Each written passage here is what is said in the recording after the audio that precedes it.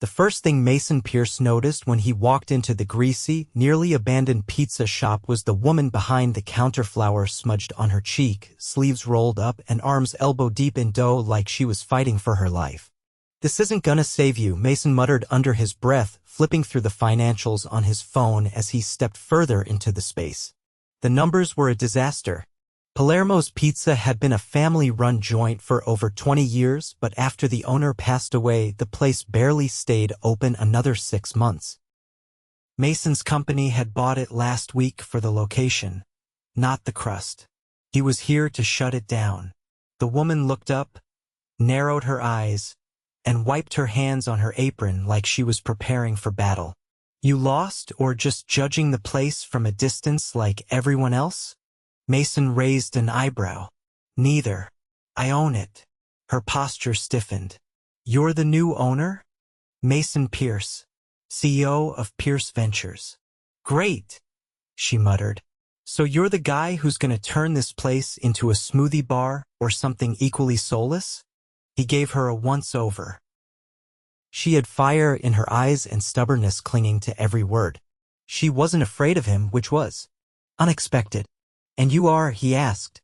"Savannah O'Malley. I've worked here for 7 years. I was practically raised behind this counter." "Well, Savannah," Mason said, cool and direct, "either you're the only person left who cares about this place, or you're insane for still being here." "Maybe both," she said, not missing a beat. He didn't smile, but something about her made him want to. Mason had flown in from Chicago that morning, planning to spend no more than an hour here. His assistant had already drafted up the demolition plans. But now, standing in front of Savannah, he hesitated. "What if I gave you a week?" he said suddenly. She blinked. "A week for what?" "To prove that this place is worth something." Her jaw dropped slightly. "You're serious?" "1 week. Impress me," he said. "If you can prove that Palermo's can make money, I won't tear it down." Savannah stared at him like he'd just offered her the keys to a spaceship. "You're on." It started with her dragging him into the kitchen. "You ever made a pizza?" Savannah asked, tying an apron around herself and tossing another toward him. "I run a media empire." "I don't make dough," Mason said, holding the apron like it was a foreign object. She crossed her arms. "Then how do you expect to understand what you're trying to destroy?" He didn't have a good answer for that. So he tied the apron around his waist and stepped closer. The next hour was a disaster.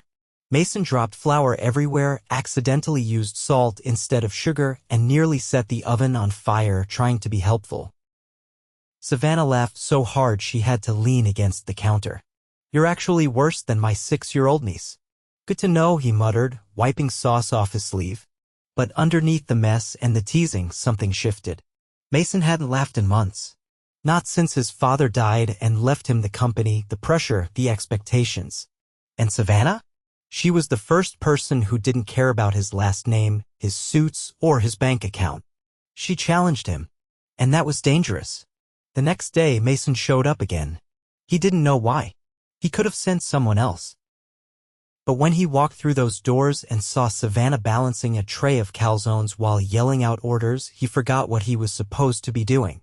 She caught him watching and raised an eyebrow. "You gonna help or just stand there looking pretty?"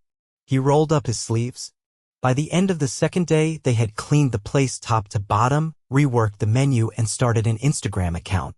Mason had no idea how she convinced him to do a pepperoni tossing video for it, but she did. And it went viral. On day 3, locals started trickling in. "I saw your video," one woman said. "Didn't know this place was still open." Savannah beamed. Mason watched her charm every person who walked through the door, remembered every name, and made every pizza with heart. "What's your deal?" he asked her later that night as they sat on the curb outside, sharing a slice. She leaned back on her hands. "I promised the owner, Mr. Palermo, I'd keep it going. He took me in when I was 16. This place isn't just a pizza shop. It's home." Mason looked at her, really looked at her. She was stubborn, smart, and way too beautiful to be covered in sauce and flour every day. And suddenly, he didn't want to take that away from her. By day 5, the shop had a line out the door. Mason stood behind the counter, helping wherever he could, but mostly watching Savannah run the place like she'd been born to do it. She was the heart of Palermo's. And somewhere between the late nights, the laughter, and the quiet talks over cold slices, Mason realized he was falling for her. Hard. He caught himself watching her when she wasn't looking, memorizing the way she tucked her hair behind her ears or bit her lip when she was overwhelmed. He started staying later, asking about her dreams, her past, everything. But he never told her the whole truth. That he still planned to sell the building. That the board was pressuring him to follow through. That even after everything, it still wasn't his call alone. On the 7th day, Savannah walked into the office at the back of the shop and found him staring at a contract. "What's that?" she asked. Mason hesitated. "An offer. From a developer." Her heart dropped. "You're still selling?" "I haven't signed anything." "But you thought about it," she said quietly, hurt flashing across her face. "I didn't expect any of this," he admitted. "I came here to shut it down. Then I met you." She folded her arms, masking the pain behind her steady voice.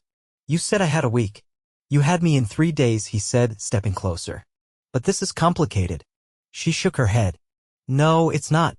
You either believe in this place or you don't. You either want to fight for it, or you're just playing." Mason didn't have an answer, and Savannah walked out. He didn't see her the next day. The line at Palermo's was longer than ever, but Savannah wasn't behind the counter. Mason stood there, staring at the empty space she usually filled, and felt like he couldn't breathe. He had everything: money, power, influence. But none of it mattered if she wasn't here. And that's when he knew. He wasn't just falling for her. He was already in love. The rain hadn't let up since before sunrise, turning the sidewalks glossy and the city into a blur of gray. Mason stood under the awning of Palermo's, staring at the closed sign hanging in the window. The same window that, just 2 days ago, framed Savannah's smile as she handed out slices and waved at passers-by like she owned the whole block. Now it was silent. No smell of garlic knots drifting out, no laughter from the kitchen, no Savannah. He checked his watch. "Again." "Sir?" His driver leaned out of the sleek black SUV idling at the curb. "We should head to the airport." Mason didn't respond. He just kept looking at the window like it might open if he stared long enough. "Change of plans," Mason muttered, already pulling the collar of his coat up and walking away from the car. He didn't care about the meeting waiting for him in Chicago, or the board's timeline, or the fact that he was supposed to finalize the deal by Friday. He only cared about where she was and why she hadn't come back. The rain soaked through his jacket as he walked 3 blocks, then 4, following a hunch. He passed shuttered storefronts and corner bodegas before stopping in front of a narrow brick building with a faded awning that read, "Hale Street Community Kitchen." Inside, through the fogged windows, he spotted her. Savannah was tying back her hair with a rubber band she tugged from her wrist. She was surrounded by volunteers handing out paper bags filled with meals. She looked exhausted and beautiful, and completely unaware that he was still standing in the rain like a man who'd lost everything. He pushed the door open. Her head snapped up. "What are you doing here?" Her voice wasn't angry. It wasn't surprised either. "Just tired." "You weren't at the shop," he said, stepping inside. "So you hunted me down?" "I needed to see you." Savannah crossed her arms, but her stance wasn't defensive. "We have 300 meals to finish before noon. Talk while you carry boxes." He followed her to the back, rolling up his sleeves. The room smelled like lentils and fresh bread. Volunteers buzzed around them, but the air between him and Savannah was thick with tension. "You didn't answer my call," Mason said, lifting a crate of produce onto the counter. "I didn't want to hear you explain why selling Palermo's is just business." She didn't look at him. "I'm not selling it." That got her attention. She turned slowly. "What changed?"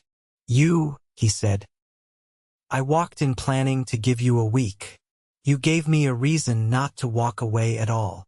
Her eyes searched his, guarded. "Don't say things you don't mean." "I mean every word." He stepped closer. "You gave that place life again, and you gave me a reason to stay." Savannah's expression didn't soften. "Life isn't something you buy, Mason.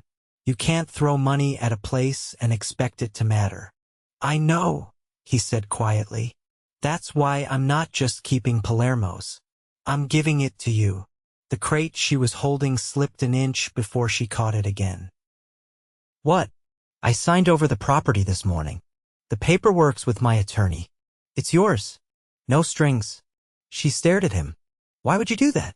Because you're the only person who ever fought for it. And because I'm in love with you. The words hung in the air. Real. Raw. Unapologetic. Savannah's eyes filled, but she blinked quickly and turned back to the table, grabbing more containers. You don't even know me. I know you stayed to run a broken-down pizza place no one believed in. I know you spend your days feeding people who can't pay. I know you cared more about your promise to a dead man than your own comfort. And I know I haven't stopped thinking about you since the day we met. She didn't speak for a moment. Then quietly, I don't need saving, Mason. He nodded. I know that. But maybe I do. They finished the shift in silence, working side by side, their hands brushing occasionally as they packed meals. The air was thick with everything unsaid. When the last bag was delivered and the doors were locked, Savannah leaned against the counter, arms crossed. You're really giving it to me? I already did. She tilted her head, studying him. I don't trust rich men who come in with contracts and promises. Then don't trust what I say, he said, pulling a folded envelope from his coat. Trust the deed. It has your name on it. She took it slowly, her fingers brushing his. You're insane, she said. Possibly. Savannah looked down at the paper, then back at him. You're going back to Chicago? I was supposed to. Before I realized there's nothing there I need more than what's here. She didn't answer right away. Then her voice dropped. I'm scared. So am I. The light flickered above them, and outside, the rain slowed to a mist. I don't know what this is, she said, voice barely above a whisper. Then let's figure it out together. Savannah stepped closer, her breath catching. If you break my heart, I swear I'll put anchovies on everything you eat for the rest of your life. Mason smiled, the first real one in days. Deal. Then she kissed him. Not tentative. Not shy. It was a kiss that tasted like flour and rain and a risk neither of them could afford to lose. When they finally pulled apart, she looked up at him. You better show up tomorrow. We open at 11. I'll be there at 10, he said. Savannah nodded. Good. Because I'm not doing inventory alone. And for the first time in a long time, Mason Pierce didn't feel like a man who had everything. He felt like a man who finally had something worth keeping. Savannah stood in the middle of Palermo's, surrounded by the smell of roasted garlic and the soft buzz of conversation. The place was fuller than she'd ever seen it. Every table was taken, a line stretched to the door, and the hum of a local jazz trio played in the corner. The walls were freshly painted, still warm with color, and the new sign above the counter gleamed under the pendant lights, a simple, elegant script that read, Palermo's, EST 1998, Reborn 2024. She crossed to the register where Mason stood, rolling up the sleeves of a tailored navy shirt that made him look more like a magazine cover than a man who had just spent the last hour restocking soda crates in the back. He handed a receipt to a customer and turned toward her, brushing his fingers against hers, as she passed a to-go bag across the counter. You look like you're waiting for something, Savannah said, her tone light but her gaze sharp. I'm waiting for you to admit this was your win, Mason replied, stealing a glance at the crowd. I just followed your lead. She folded her arms and leaned against the pastry case beside him. You followed me by redesigning the menu, hiring that band, and bringing in a liquor license in 48 hours? I made a few calls, he said. More like a few $1,000s in favors. He didn't deny it. Savannah's eyes scanned the room. It wasn't just a pizza shop anymore. Couples sipped wine in the corner booth. A group of college students laughed over a shared tray of garlic knots. Two older women clinked glasses near the window, their plates wiped clean. You did something else, she said. Something you haven't told me. Mason hesitated, then nodded toward the far wall, where a framed photograph had been mounted. It was a black and white shot of Mr. Palermo standing behind the counter, one arm slung around a much younger Savannah, both of them grinning like they just pulled off the best prank in the world. Her breath caught. This was in the back office, he said. I had it restored. She stepped closer, staring at it in silence. He didn't have any family, she said finally. Not really. Just this place. And me. You were his family, Mason said. Savannah turned toward him, her voice lower now. When he got sick, I thought I'd lose everything. And then you showed up. I wasn't your rescue, Mason said. You were your own. I just didn't get in the way. She looked at him, and for a moment they said nothing. The music shifted into something slower, softer. The kind of melody that made people lean in just a little closer. Mason reached for her hand, his touch tentative. Dance with me, he said. In the middle of a dinner rush? They'll live. He didn't wait for permission. He pulled her gently into the open space near the counter, and within seconds, the noise of the crowd softened into the background. Savannah's fingers rested against his collarbone, warm and hesitant, while his hand found the small of her back.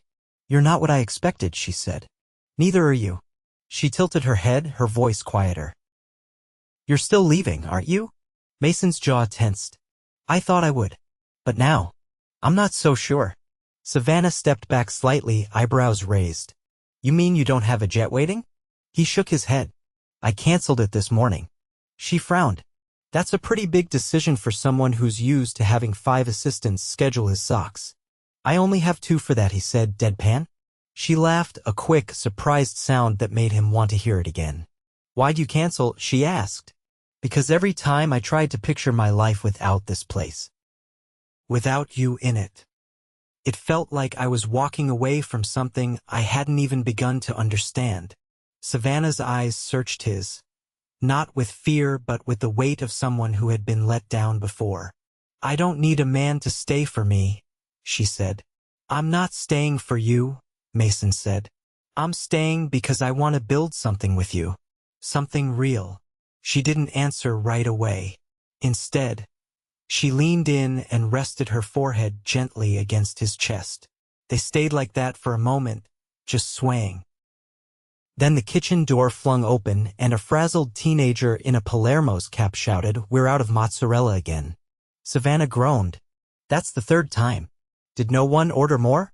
Mason stepped back, already pulling out his phone. I'll take care of it. No, I got it, she said, already moving toward the kitchen.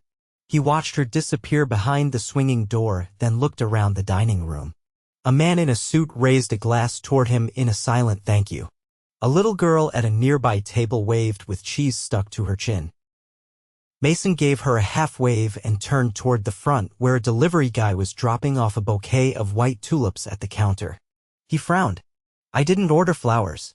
The delivery guy checked the tag. For Savannah O'Malley. Says from a Mr. Grayson Hale? Mason's stomach coiled. He hadn't heard that name in years.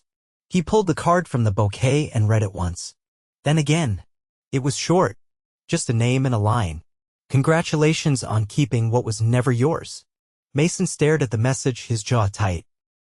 When Savannah returned, wiping her hands on a towel, she noticed his posture immediately. What's wrong? He didn't speak, just handed her the card. Savannah read it, and her face went pale.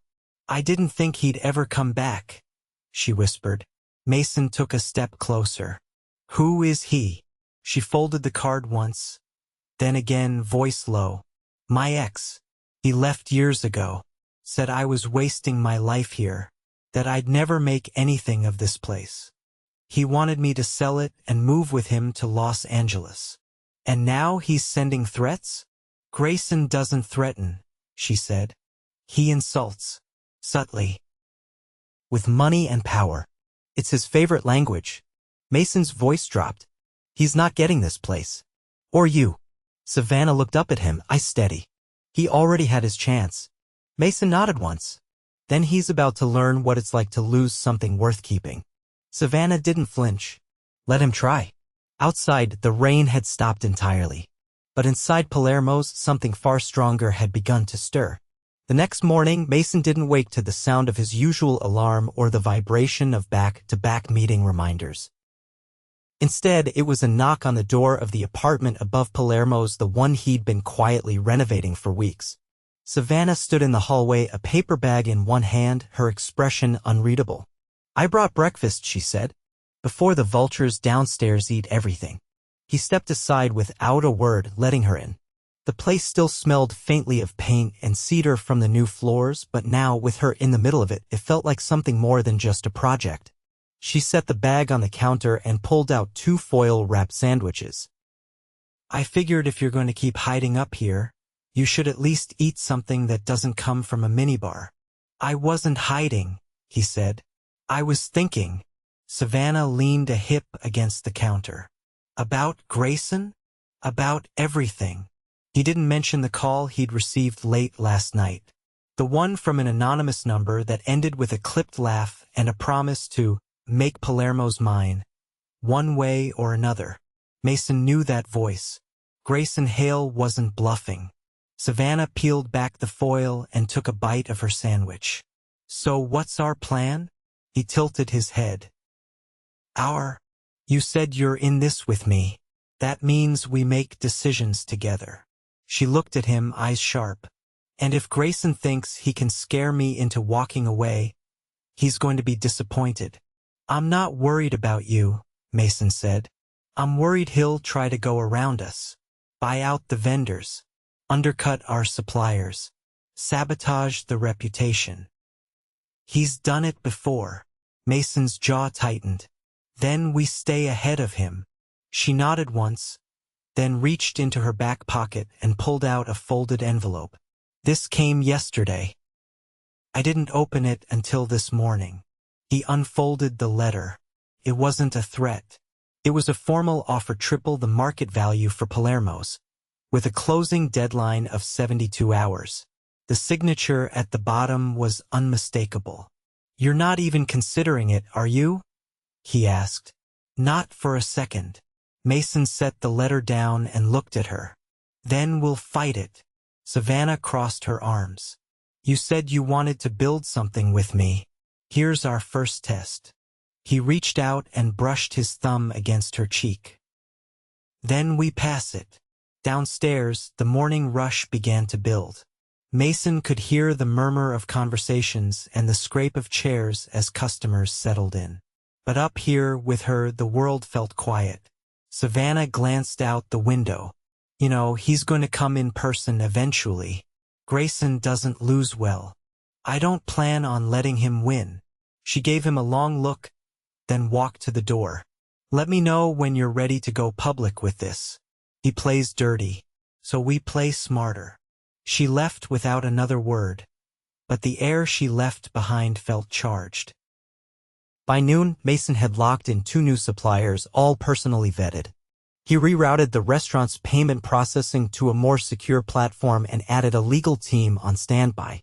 He didn't tell Savannah, but he also purchased the building next door to Palermo's one Grayson had already expressed interest in acquiring. It would go up as a community art space, free to use, non-commercial. At 5 o'clock sharp, Grayson Hale walked through the front doors of Palermo's like he owned the place. He wore a designer coat and a smug expression, his gaze scanning the room before landing on Savannah behind the counter. Mason stepped out from the kitchen before Grayson could take another step. "Don't bother. She's not interested." Grayson's smile didn't move. "I'm not here for her.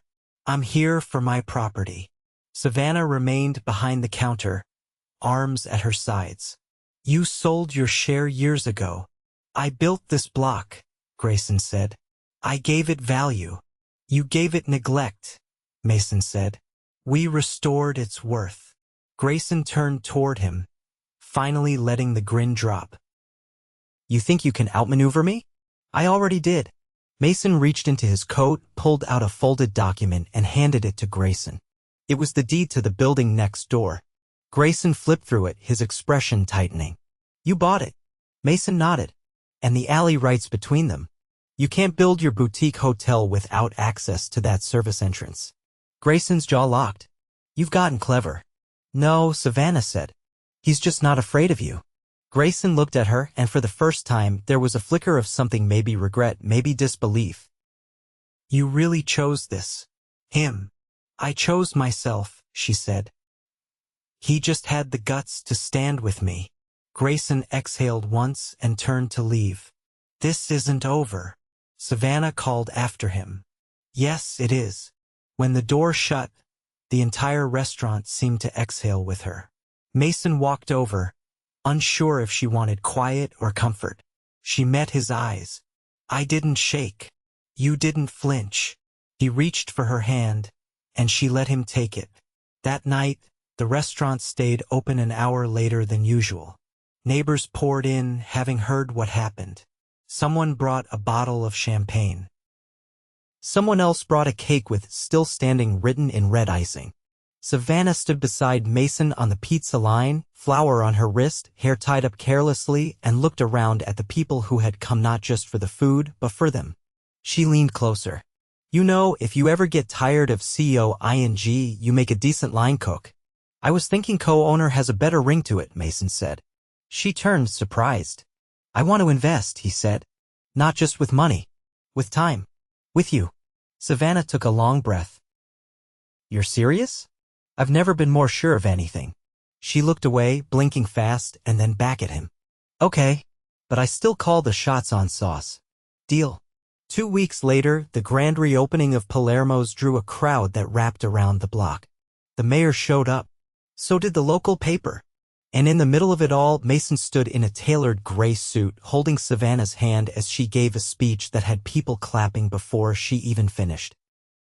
Later that night, after the last table had been wiped and the lights dimmed to a soft glow, Mason led her to the rooftop above the building, now strung with fairy lights and scattered with flickering candles. What is this? She asked, breath-catching.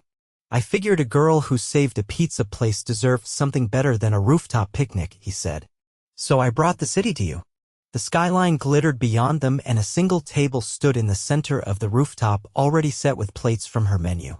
He pulled out her chair. She sat stunned. You did all this? I had help. And a lot of bribes.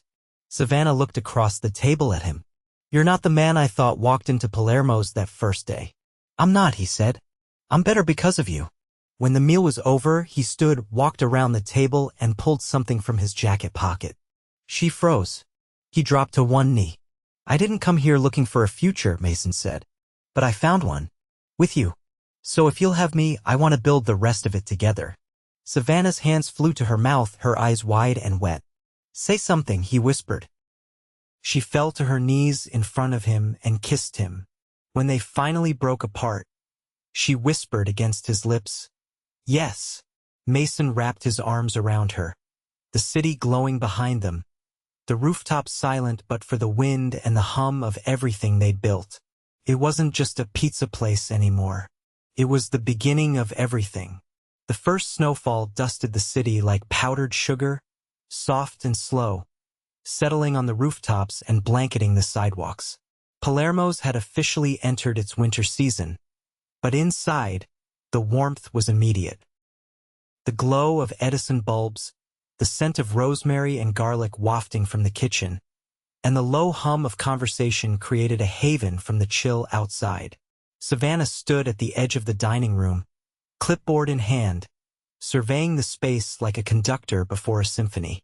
Her curls were pinned up in a loose twist, and her lips were painted a deep berry red, a choice Mason had quietly admitted drove him to distraction. From the corner booth, he watched her move, calm, focused, in her element. He'd never seen someone look so natural in command, like she'd been born to run the world one plate at a time.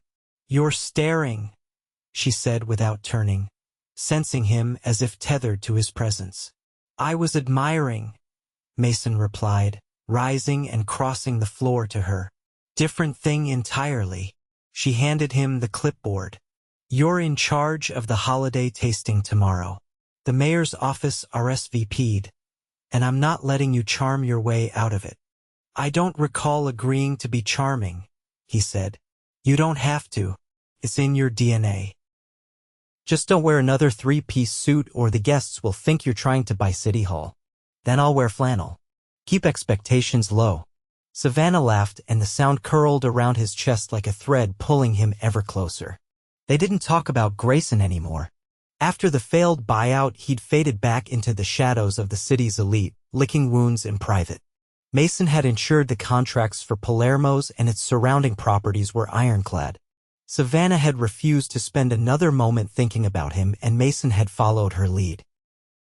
Now their focus was on the future. "I have something for you," Mason said, reaching into the inside pocket of his jacket.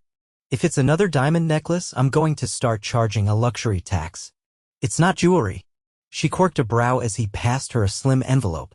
Savannah opened it slowly. Her brow furrowed as she read. "This is a scholarship application." "For culinary school," Mason said. "In Florence." She blinked. "You want me to leave?" "No. I want you to go. For one summer. You've always talked about it. You clipped that article from the Times and taped it to the fridge. I saw you reread it last week. I didn't think you noticed. I notice everything about you." Her throat bobbed. "You'd be okay running this place without me? I'll miss you like hell. But I'd be proud."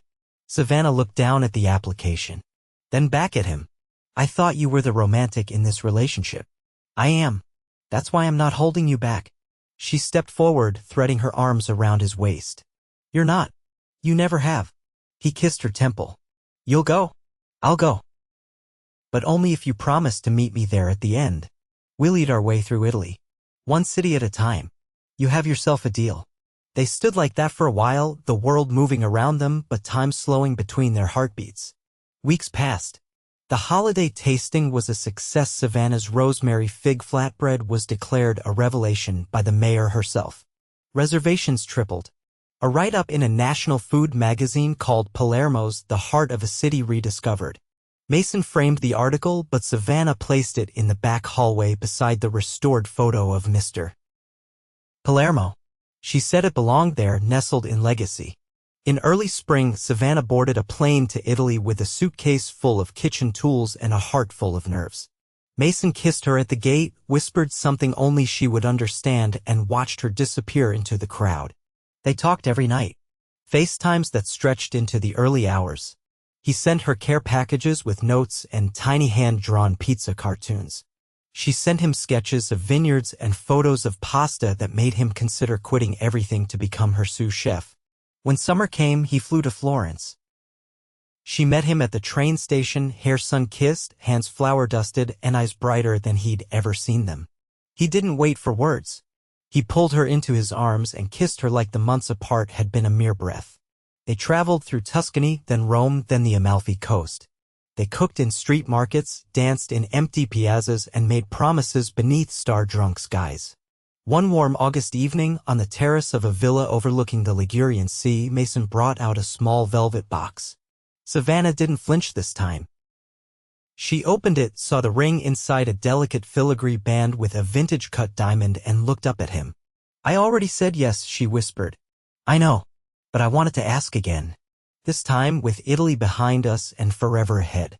She slid the ring on her finger. Then yes. Again. They were married that October in the courtyard behind Palermo's under an arch of ivy and olive branches. The entire block shut down for the day. Tables spilled into the street. Lanterns floated into the dusk sky. Mason wore a white shirt and no tie. Savannah wore a vintage lace dress and lemon blossoms in her hair. Their vows were simple.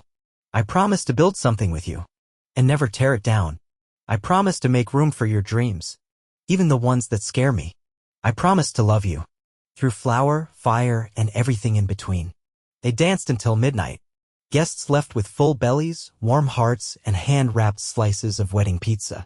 And when the last candle flickered out, Mason carried Savannah up the narrow stairs to their apartment above the shop, the same space he'd once considered a temporary stay.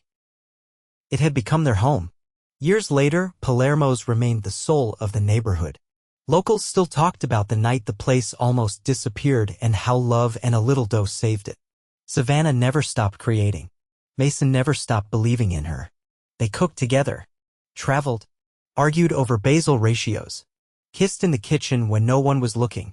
And every summer they returned to Italy, one city at a time. Their love wasn't built on perfection. It was built on fire, flower, forgiveness, and the kind of faith that only grows from choosing each other every single day. And they never stopped choosing.